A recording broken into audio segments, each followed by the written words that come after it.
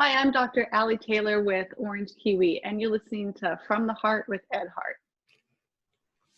Allie, welcome this morning. It's great to see you as always. Today, my guest is Dr. Allie Taylor, as you heard. Allie, I think she met a family business director, one of my colleagues a few years ago, somewhere out in the Midwest, middle of the country, and reached out to me and lives here in Southern California. And we started talking family business and what she does for a living and what I do for a living. And one thing led to another. And now she's not only a dear friend and colleague, she's on the advisory board for the Center for Family Business at Cal State Fullerton. Probably my number one advisor when it comes to all things family business and working with the clients that we get to work with. We have a lot of mutual friends, clients, just associates. Allie, it's great to see you today. Welcome to From the Heart. Thanks for being with me today. Thank you. I'm so happy to be here, Ed. Yeah, when we first met, it was serendipitous. Yeah. Because I was a Titan, I had no idea you guys existed. Yeah, it's never a compliment to be called the best kept secret on campus, because that just means you're not doing your job of marketing. So I'm trying to not be the best kept secret. I'm trying to be the best kept, best shared secret now. So little by little, word's getting out. And certainly the credibility that you bring, the families that you've worked with that I know that just adore you for obvious reasons, and our viewers and listeners today will figure that out. Let me just start with just why family business? I mean, I know your background, I know your education, and we'll dive into that. You alluded just a second ago that you did your undergrad at Cal State Fullerton. Yeah. And I know you have a few more degrees after that. We'll talk about those too. But why family business as a path? What brings you there? Full circle in some ways. When I was at Cal State Fullerton, I didn't realize I was actually in a family business. We had a family member, a good friend of the family with a failing business, and he said, "Will you buy it from me?" So my now ex-husband and I decided to take the leap. And it was our first acquisition that we turned around and sold. And at various points, my mom worked for us, my brother-in-law worked for us, our oldest son worked for us, friends. We had various people throughout those business turnarounds working for us, but I never knew it was a family business. And then that kind of faded, and I ended up going into different paths, executive roles, becoming a marriage and family therapist. Didn't really know how much I loved business until I had a couple come in, and we were doing therapy together. And at the end of it, this is one I didn't think was going to survive. Like, you just knew sometimes when people walked in the door, they were checking the box on the way to divorce court, which is why I decided not to do therapy anymore. Drove me nuts. But this couple did the really hard work. And at the end of it, the husband says, "Allie, will you come do what you did with me and my wife? Will you do that with my management team?" Interesting. I was like, oh. When a light bulb went off, it's like, hey, this could actually work. Yeah, it was the best experience. I had so much fun combining everything I learned about helping people create change for themselves and business, and getting to play in both spheres. So that was the seed that was planted. Took a few years to germinate, but I finally got smart. I find that's the case with a lot of people, actually, that they don't even really know that they're in a family business. They don't think of it that way. So let me ask you that question. I get asked this almost every day. Whenever I have a day where I have an initial conversation with someone, whether it's about business or just socially, and there hasn't been a lot of socially in the last 3 months because we're all working out of our homes for the most part. Yeah. You don't socialize a lot on Zoom anymore. It's more intentional now than just casual conversations. But how would you define a family business? What would be the way? I know there are definitions that are used by Family Business Consulting Group, and there are definitions used by, if you ask any family business, they're going to say it slightly differently. So let's go right to the source with you. How would you define a family business? A family business is a business that has to deal with the interactions of two or more related people. Bottom line, they can be brothers and sisters. There can be some relationship, even a husband and wife. If they're the only generation in there, that's still a family business. I think that's probably the most generic expression. Sure. I think they have some common themes and characteristics that we look for. So not every husband and wife are a family business. If they're in there and just building the business, selling it, wanting to get rid of it, it's really more of an investment sometimes. Okay. But if they're actually working in the business, dealing with family dynamics, that's a family business. So Orange Kiwi, family business? Yes, Why? absolutely. Well, we have two parts. Okay. So the business psychology side, that is Orange Kiwi, is both my husband and myself. So we deal with a lot of family systems. If we're mad at each other, we have a rule that by the time we get out of this, hypothetically, yeah, we've heard other people might. Yeah, exactly. Yeah. No, we're pretty human. If we get mad at each other, we have a rule that by the time we get out of the shower in the morning and show up at the office, which is now in our home, Down the hall, yeah. that we have to put it on the shelf, and we have to figure out how to put the business and the people we work with and our team first, and put our relationship on pause, and then circle back to deal with it. That's definitely a family business dynamic. Awesome. And the other side of our business, he primarily runs that. It's Orange Kiwi Solutions, which is ERP implementation. And our oldest son works in that business. A very, very close family friend is also working in that business, plus some other consultants that work in the business. And we're building that one to transition it specifically to the two boys. So we're training them up to be able to have all the business fundamentals. They have the technical, but right, all the business fundamentals they need to lead it. What do you see? Because I know you do predominantly work with family businesses, but I'm guessing from conversations we've had over the years that you do some work with companies that are not family businesses. What's the fundamental difference, not in the definition, which you just went into, but what would you say is the difference in maybe the strategy or the philosophy of, without giving away company names, obviously, we won't go there at all today, but as far as just philosophies that you see between the two types of entities? If I had to pick two words, it would be care and culture.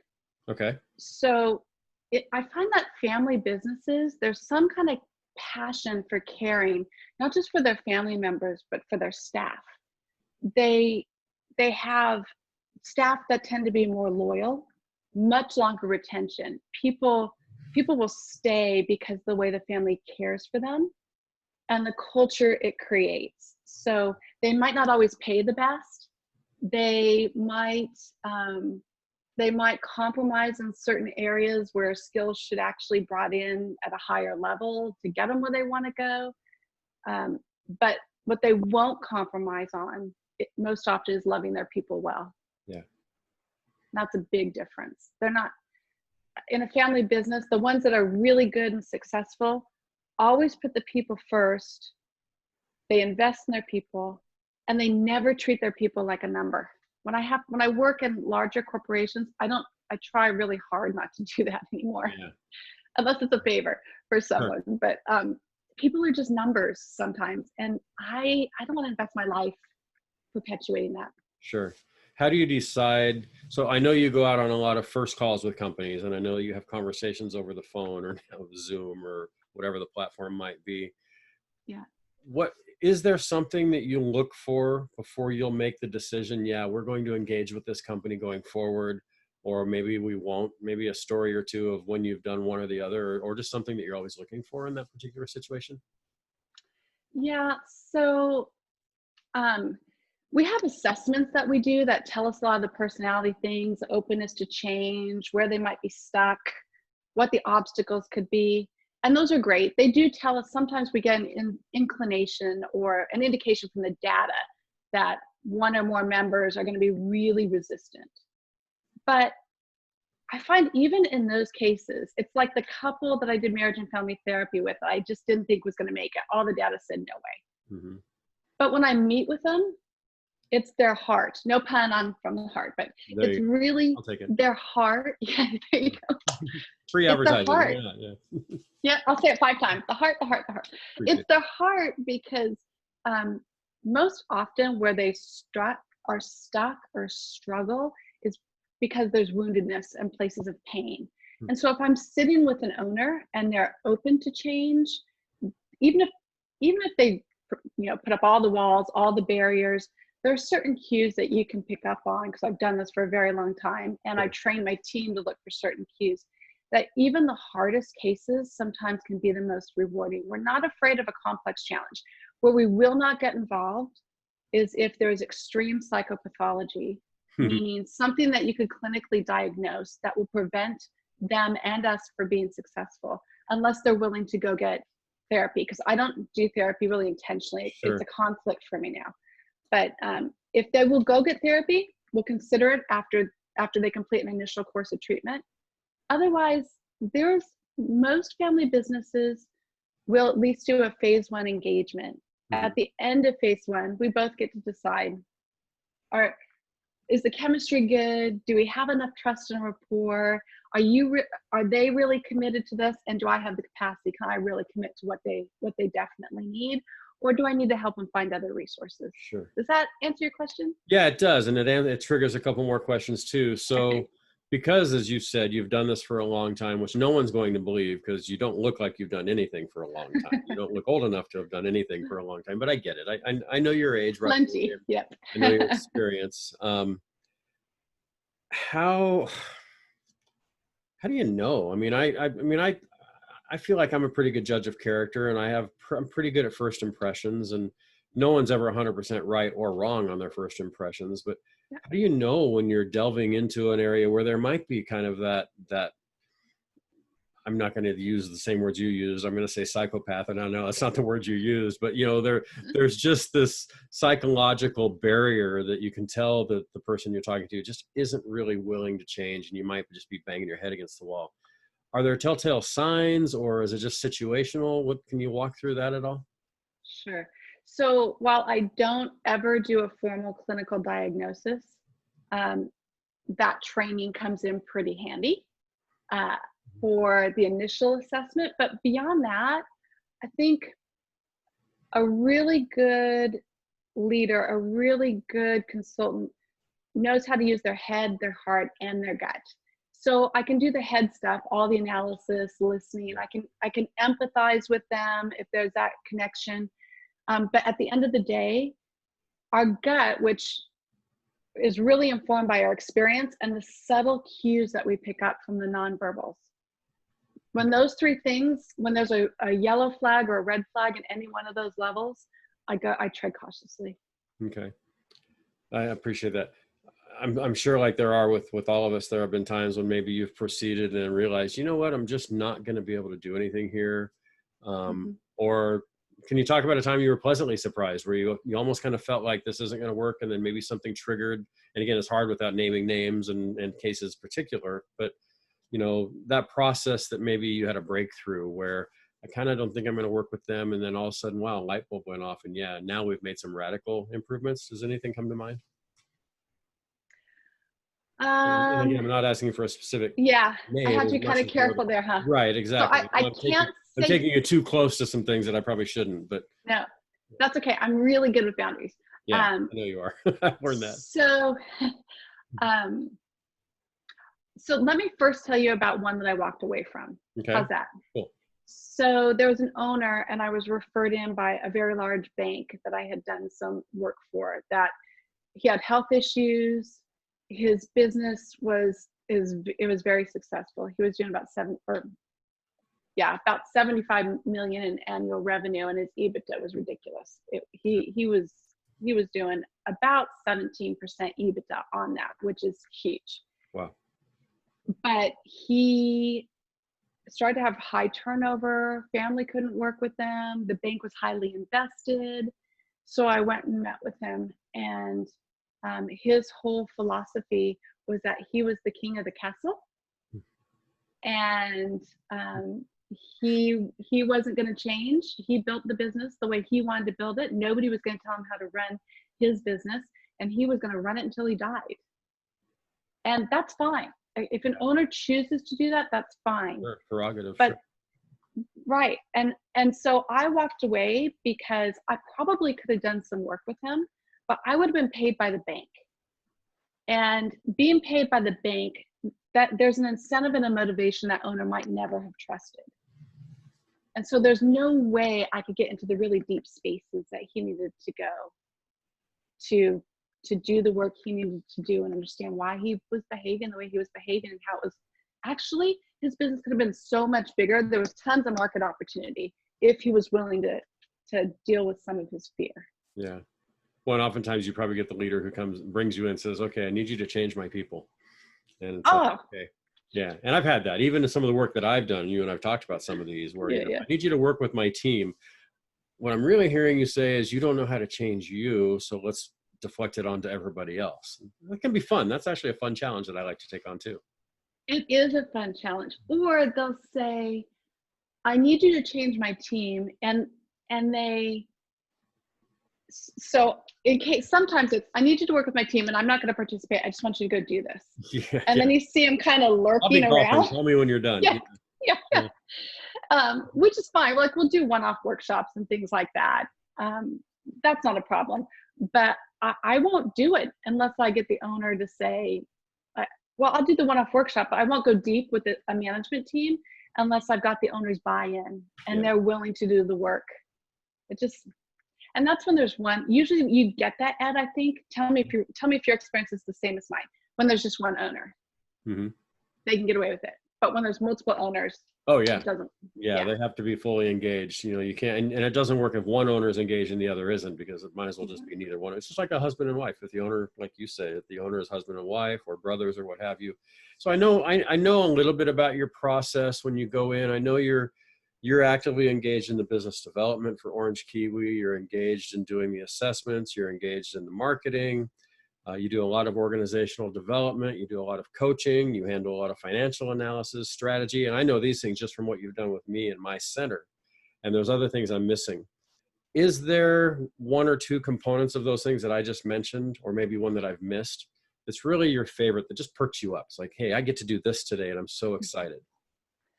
Like for me, financial analysis, that ain't it. You know that about me. But there's a lot of things that I love doing. Well, the numbers tell the story, right? So I like the numbers telling the story. I actually love the discovery part of it. Looking at the three different domains, the business, the money, and the self or selves, if there's multiple people. Sure. The variables across, and figuring out which ones they're hung up on, like which ones are really causing them the pain.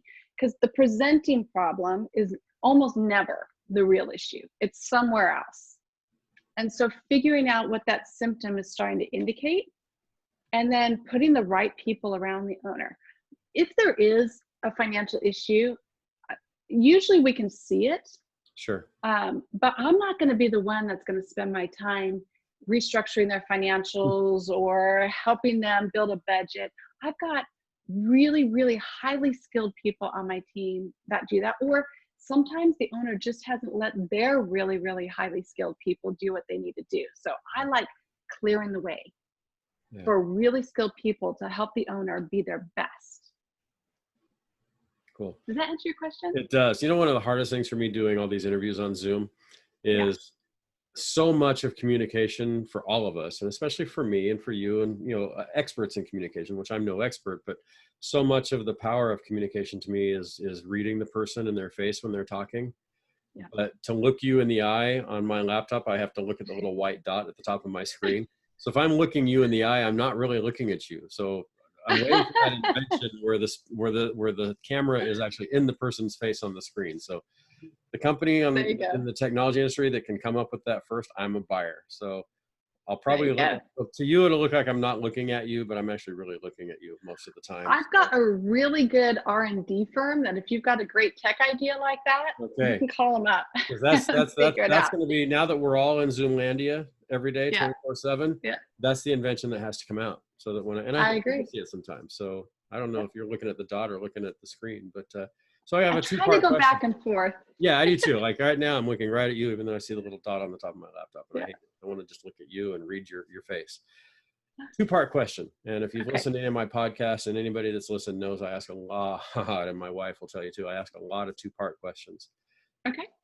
When you're working with a family business, and I want to get into other things too. I know family business is what you and I both do, so that's going to be the bulk of this conversation, because I'm hoping that those that watch and listen can take a nugget or two back and implement it. Because we're all about education, you and I. So the two-part question: when you work with a family company, what breaks your heart, and on the flip side, what inspires you? And both of those could each take an hour. Yeah, I won't take an hour. First thing to come to mind with this is what breaks my heart when I'm working with a family, but this is what really inspires me. And sometimes it could be, for me, both. What breaks my heart is what I see when I go in the door, And what inspires me is the evolution and the change that I see, you know, from the work that they do. Now, Yeah. now it's your turn. That's really well said. No, that's really well said. So I can't steal your answer. Shoot. No, that's all right. You could, but yeah, I gave it first so you wouldn't take it. Thank you. I think what breaks my heart, and I'm going to separate out COVID-19. So there's a lot right now that's breaking my these 3 heart months for are just family an business. anomaly that is going to change forever. But yeah, we had a life but before. generally, what breaks my heart is when I have to use the phrase, but it doesn't have to be this way. If I find myself wanting to say, but it doesn't have to be this way, there's usually 1 or 2 people in the business that are not wanting to participate. I call it turtling. They're pulling into their shell because they're scared. There's something underneath it. They're either sad, scared, or anxious because there's some threat happening under the surface to their security. And that's not just about things are changing and they're afraid to change. It's rarely that. It's usually that the business and the way the business operates provides some sort of psychological benefit for them, way beyond the money. Like most family businesses, not about the money. And it's the fear or the sadness or the anxiety that keeps them trapped and turtled in. We can't help. And when that happens, that breaks my heart. But what inspires me is, you're right, it's the exact same thing. It's when we can patiently work. We have the time. First of all, if we have the time, not that I don't have enough time to give, but the organization has enough time to let that person become more confident, have emotional safety, create an environment that allows them to be their best self and to feel secure and find their voice. If we have time to do that, those are the best stories. Those are the ones where, oh my gosh, there's almost no limit to what a family can do because they now get to harness this person's talent. Yeah. And for them to be able to look back too and see, and then you have that moment that you can point to, that we harken back. Hey, remember that breakthrough we had when you said this to your brother and he just went, wow. I mean, I had a couple of those moments that I think I've even shared. Is there a time in your career, winding back, where that light bulb went off and you thought, wow, I can really make a difference in people's lives? Was it that family that you worked with on the business and then it evolved into the family side, or prior, or some hearkening back that you can go back to on those days that maybe you're having doubts about yourself, because we all do. But we can go back and go, you know what? That was that breakthrough watershed moment where I thought, I'm actually making a positive impact on these people. Yeah, that's a great question. It wasn't my insight.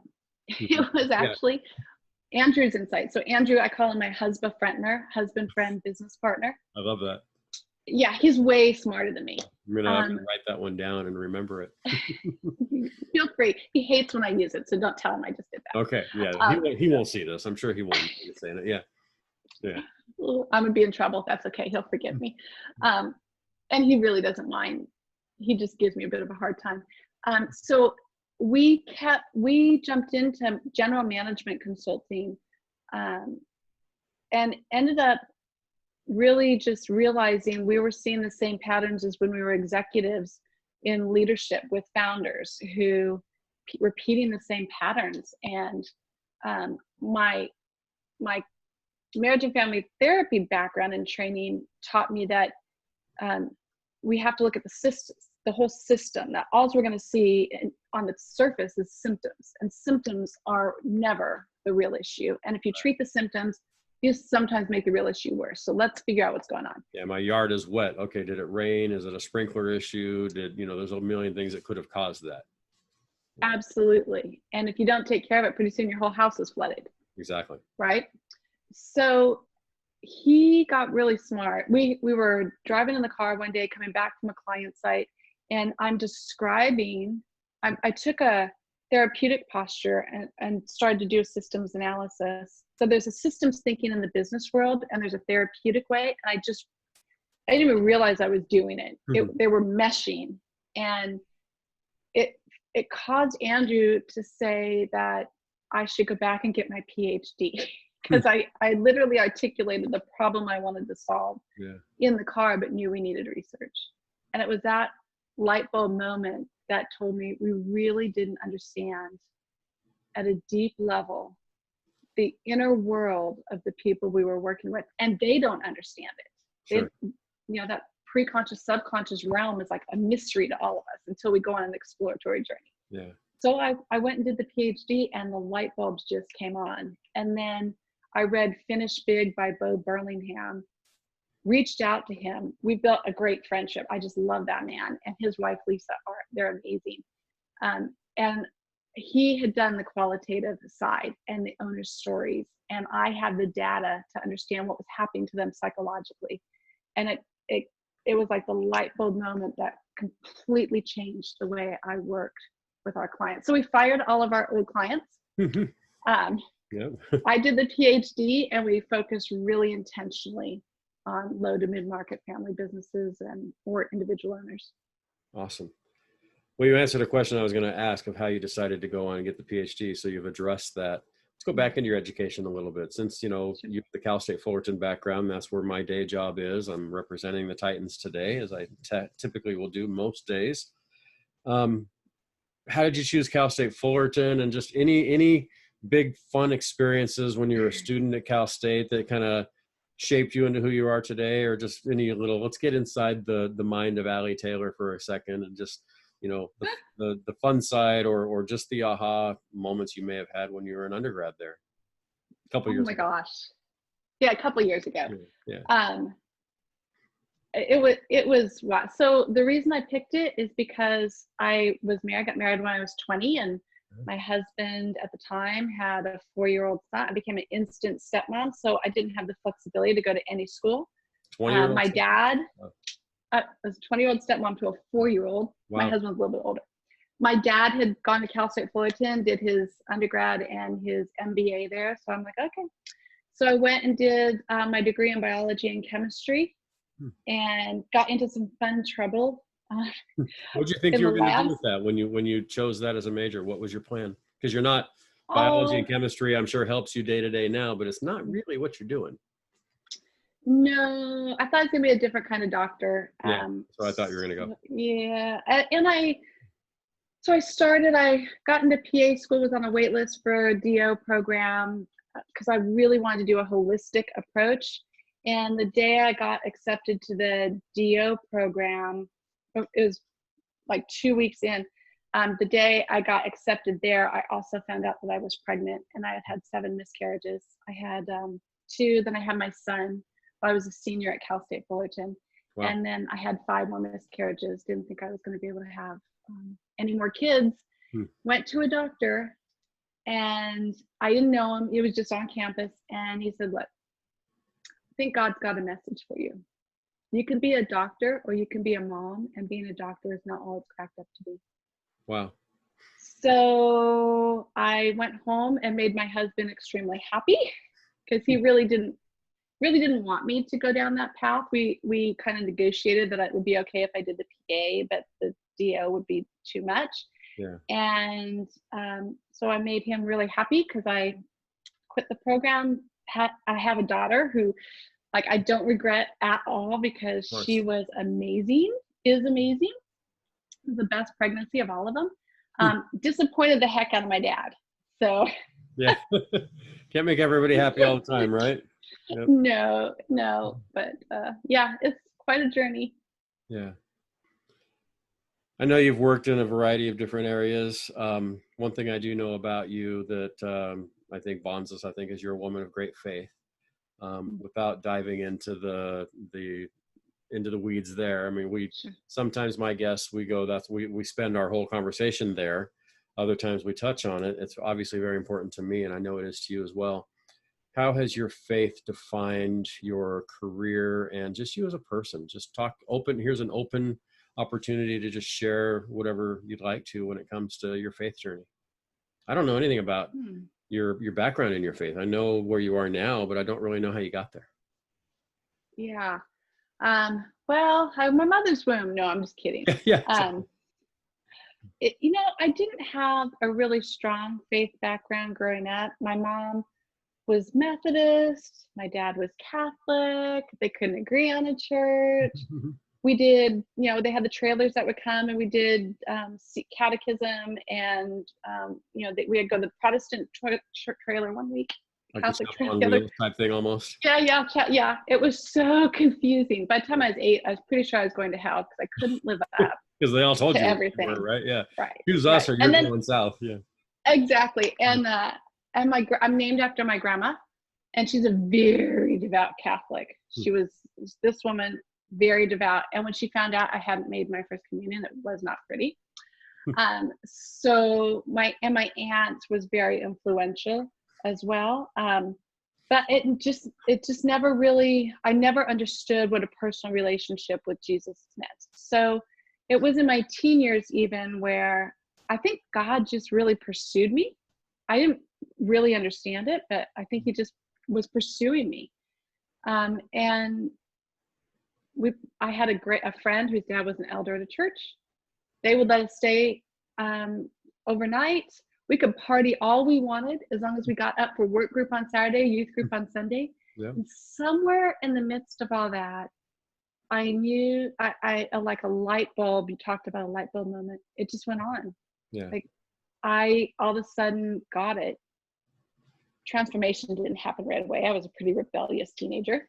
I find that hard to believe. Knowing what I know about you now, I find that hard to believe. But I know we all change.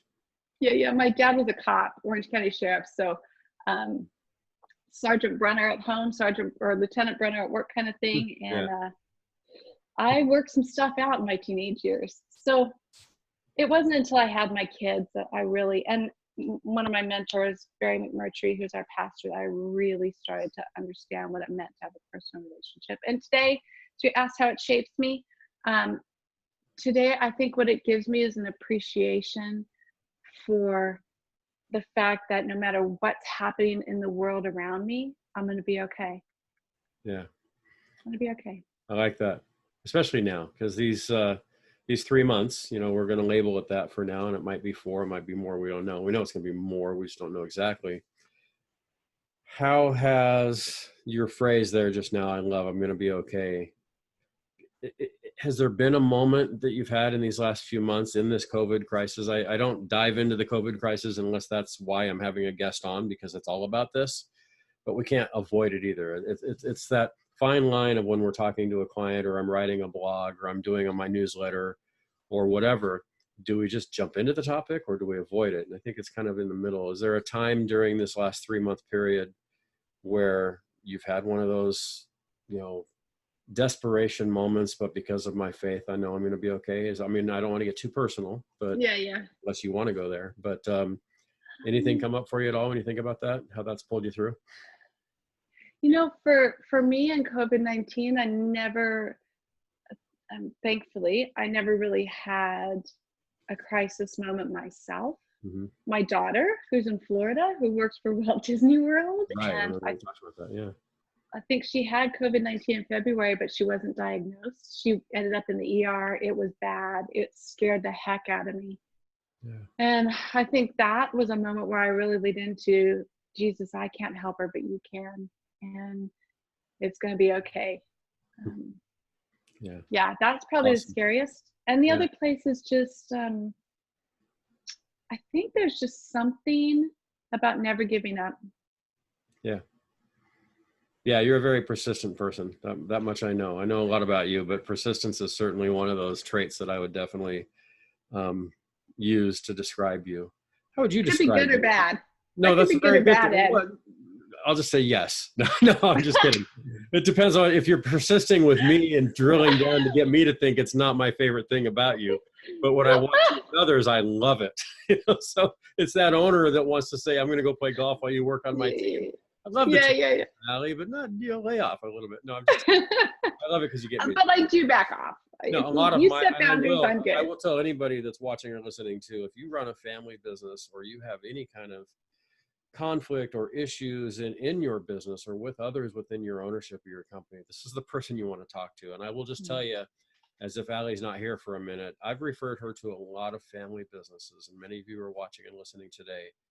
and she's batting 1,000. I mean, there aren't very many that, and I'm not saying she's the perfect solution for every issue you have in your company, but I am saying definitely worth the conversation with Dr. Allie Taylor. And I'm not done with the interview yet, but this is my time to just, and that persistence, I think, is part of it. You don't just take, what they say at face value and say, well, okay, that's what you're saying. I guess you're right. Let's move on. I mean, you know how to ask the right questions and to get people to think. And so, yes, it can be in the seat I'm in. Frustrating is not the right word, but you force me. I'm just going to talk personally for a second here. Okay. To Yeah. really look at some things within myself that maybe I've either avoided looking at, or they're ugly to look at and I don't want to again, or I don't want to take the time to look at it. But when I do, I'm always glad I did. So it works. So it's not always most comfortable, but it is worthwhile. So how would you describe yourself? I usually, like I said earlier, I don't typically go back to my notes, and I've got them all sitting right here, but if there were 3 or 4 words to describe yourself, what comes to mind? First words, just throw a couple words out. Sure. Probably as you were talking, the words that are coming to mind are patiently impatient. I have to be patiently impatient, meaning I can see usually pretty clearly. I'm happy when I'm wrong, but oftentimes when I'm not, I can see the beauty and the potential and the opportunity in a person, and I get impatient because they don't see it yet. Yeah, and I'm out here waiting for you. Would you just get here, please? Because I know what your potential is, where you should be. Yeah, and know. Go ahead. No, I can pick up on that absolutely from you. Yeah, and knowing that it's a journey for them, and we have to go at their pace, not mine. I have to be patiently impatient. I can't give up on them. That's the impatient part. Mm-hmm. But I have to wait, and I have to work with them wherever they're at. So I think patiently impatient, probably. Okay. And then you say, what did you say? Persistent? Yes, probably. Tenacious, driven. Yeah. So I have, like a lot of business owners, I have a high goal achievement need. I like to win with the team and the people I play with. And so if we have a goal, if we set it, so here's it. Okay, so I'm gonna tell you one of my secrets, Ed. This is how you get away from me. Should I hit pause? No. Or what? Yeah. That's okay. But if we set a goal, and particularly if you set the goal, and it's my job to help you get to that goal, that's when I'm dogged. If it's your goal and you want to get there, then my part is to help remove the roadblocks.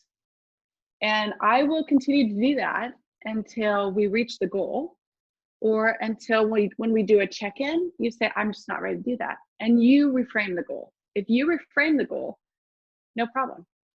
So that leads me to a question then. So in your line of work, I mean, I get that a lot of this is a part of your success is you have a gift. A big part of it is your education, and a big part of it is your experience. And some of these the patiently impatient and the persistence and so forth.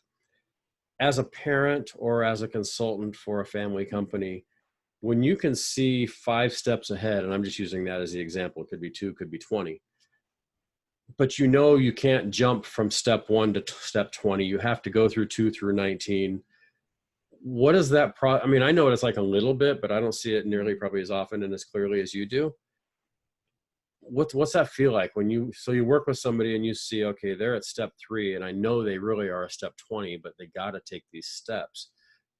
What comes up for you as I ask? I don't know if I'm even asking a question the right way, but you're nodding your head like you have a thought on that. Let me see if I understand your question by checking in with you. I think what you're asking me is, when an owner or the project sponsor brings me in and they want to be at step 20 yesterday, mm-hmm. but they're at step 3 and you have to figure out how to help them close the gap. Yeah. And they can't jump from 3 to 20 because then they jump through. Like the butterfly, you can't clip them out of the cocoon and have them fly. They have to go through the pain and the process. Absolutely. And that's the patiently impatient part, right? Yeah. So I have to figure out how to teach that. I have to help them find the why. So So yes, you want to get there, but why is it valuable to you to take it in steps? Yeah. Why is it valuable to the people around you to take it in steps? And I think what's been most frustrating with COVID-19 is some of the businesses, we're on a pretty good trajectory and pace. So those patiently impatient people are people who are impatient, learning to be patient, going through that. It's been really hard on them, and very, very hard, because this is a traumatic situation. So people, all my trauma training and work with people in crisis and trauma, I see it everywhere. It's causing them to doubt themselves. It's causing conflict to rise up, and people to struggle with self-regulate, all these things that are getting in the way of allowing them to be patiently impatient. And that's been so hard. Yeah. During COVID-19. Because they're humming along and the track they're on is working, and all of a sudden the brick wall goes up, and it's like, well, wait a minute, I didn't expect this wall, and I don't know another track because this one's been working. Right. Yeah. So right now in those cases, it's almost like we have to take a crisis response. Yeah. We can't push. We really have to figure out what's most important. Everything else put on the shelf. And we're dealing with more of the family intervention activities and helping people hear each other. Yeah. So what would you say, and this was a question that came to me from one of our mutual friends. I did put it out there to a few people. Hey, I'm going to be talking with Allie, and I know you know her well. And I love this question, and I won't tell you who asked it, but it could be any. It's a question I've actually had as well. Okay. What would you say is the fundamental difference between a family business that is successful and a family business that isn't? And I know there's no one sprinkle it and here it is, because then everybody go do it. But you've done this enough. You've done this long enough that you've seen a pattern. Can you talk about those patterns that you see between those successful and not so successful family businesses? Yeah. So first we have to define what we mean by success, right? Because And so I'm going to define it based on when they would engage me. Okay. They would engage me when they're trying to scale through growth barriers. So that transition is all about how we scale, how we build organizational capacity to scale, which means we have to think and work differently. Or a family succession, when they're trying to go from one generation to the other, or getting ready to sell their business if that's not possible. So those are three very different aspects of what a success in a family business looks like. Sure. Since most of the clients that you're aware of are looking for some type of family succession or scaling, we'll leave the sale piece out. Okay. So for a family business that is trying to go through a family succession, there's 4 really important attributes that have to be present for them to be successful. Okay. The first one, they have to separate management and governance decision making really clearly. They have to know when they're operating as day-to-day managers and when they're making governance decisions, and be able to empower both generations to know where they are in the decision making process. That's huge. In order to do that, you have to have a really clear strategy, and the financial expression of that strategy is your budget. So you have to have a really clear, documented, measurable, we call it SMART, specific, measurable, actionable, realistic, and time-bound strategy. Right. And the budget to go with it. And then you have to have role clarity. So everybody has to understand what their role is, what their contribution is to those measures of success, how their own success is going to be measured, or their failure. Mm-hmm. And they have to be supported when they're not achieving their goals. You can't just gloss it over. That accountability is really important for role clarity.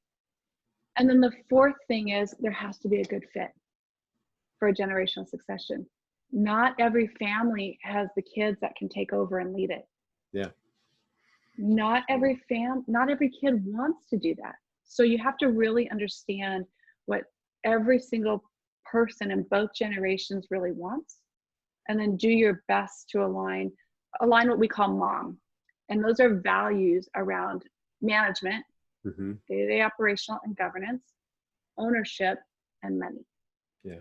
And once we get those elements in, it creates the clarity that the business needs to function well. Non-family executives are able to do their thing, families able to do their thing, everything's clear, it's measured, still have family conflicts, still have family drama, still have all those things, but we can talk about it in a more objective way, and we take some of the emotional labor out of it. Cool. I love that.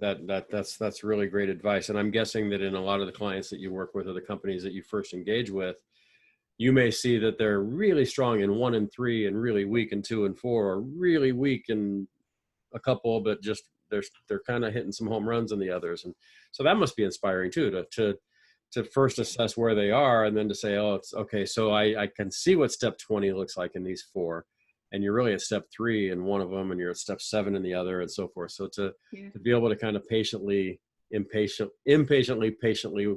move them and push them along the line. That's a cool process. And now that you've labeled it that way, I'm going to start looking for it that way as well. So I really like that. You're welcome to do that. You're welcome to do that. Appreciate and then the other one, the scaling through growth barriers, the difference, this one's simpler to say, what's the difference between those that are successful and those that aren't? Those that are successful are willing to change. Yeah, that's the humility piece. It goes back to whether you're running a family business or in a marriage or in any relationship or in any new activity. I can't pick up a guitar and play it. I'm in a musical family and everybody plays an instrument, but I don't. But I have to humble myself enough and be patiently impatient enough to go through learning how to play Tom Dooley before I can play a classical guitar piece.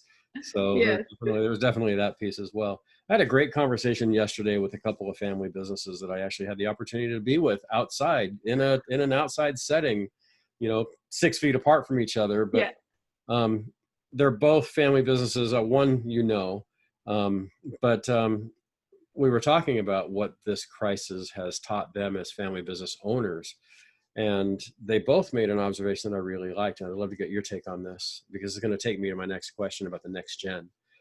Okay.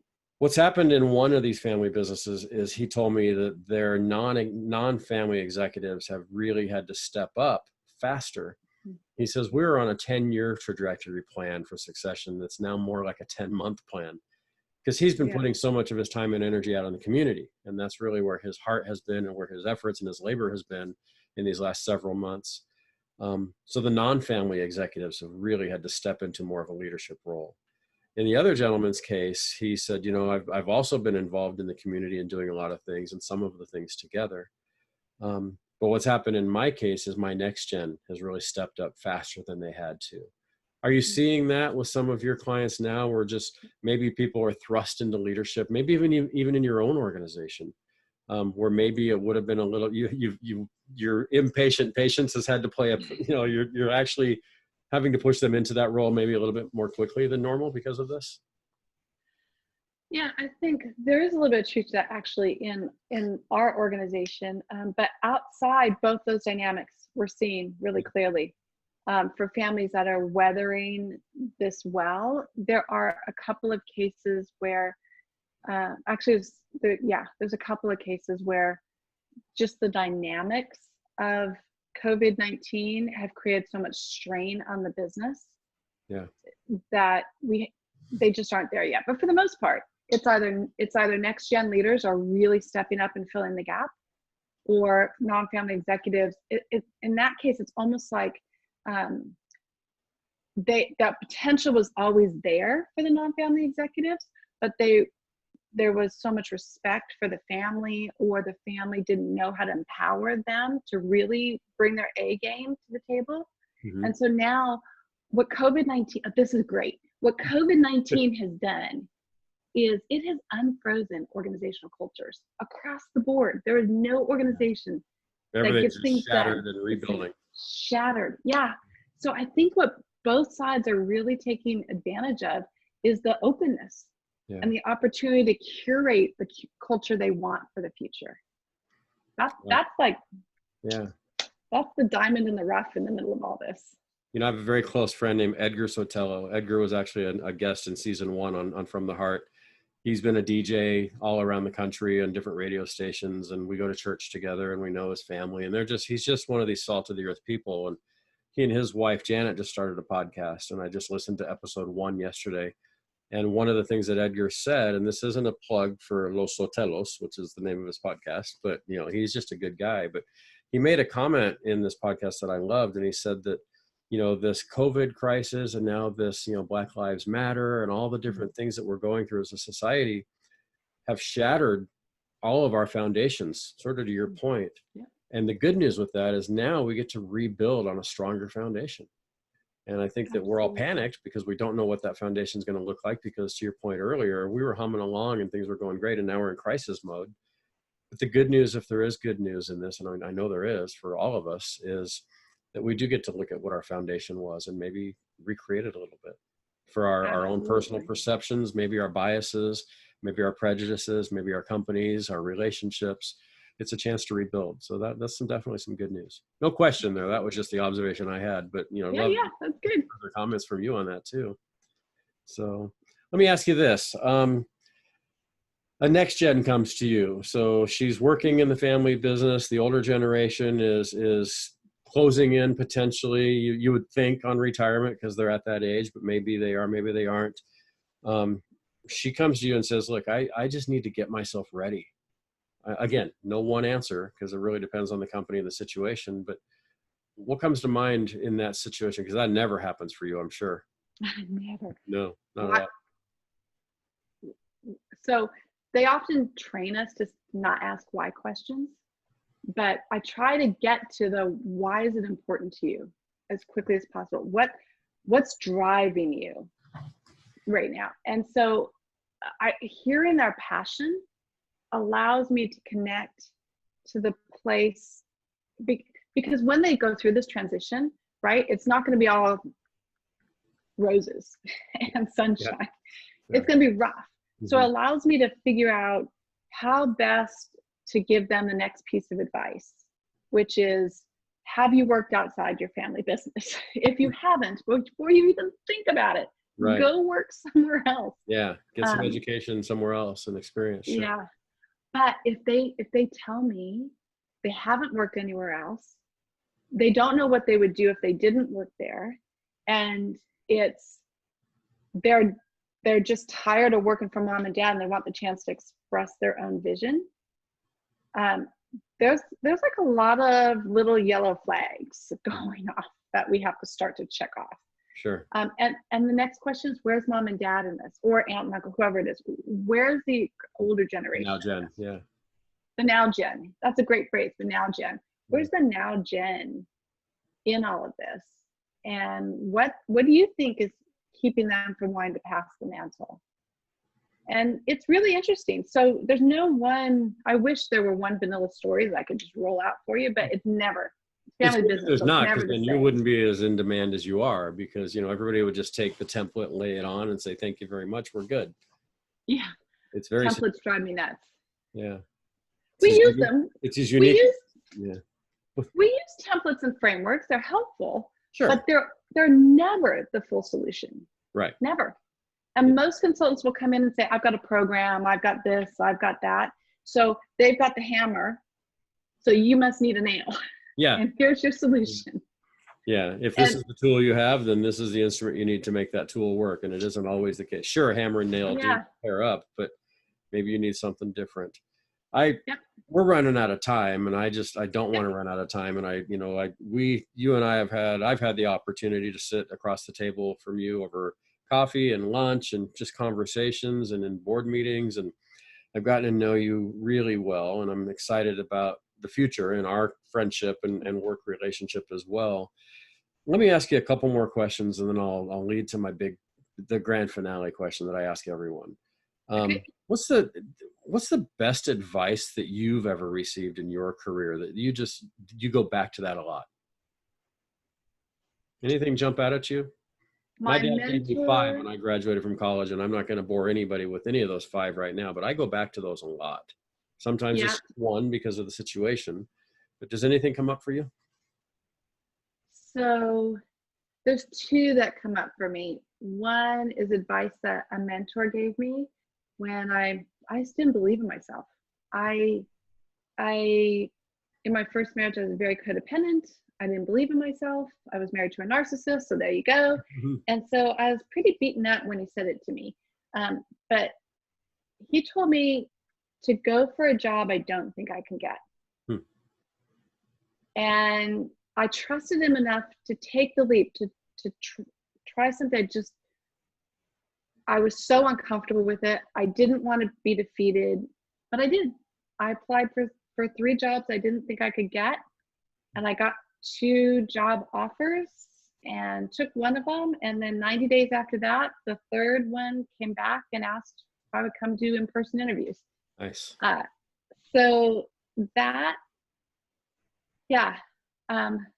So what I learned from that is to learn to see yourself the way other people see you, and find out, be curious about what they see in you that you don't yet understand about yourself. That's what he taught me. And the other thing was my mom. My mom, breast cancer survivor, amazing woman.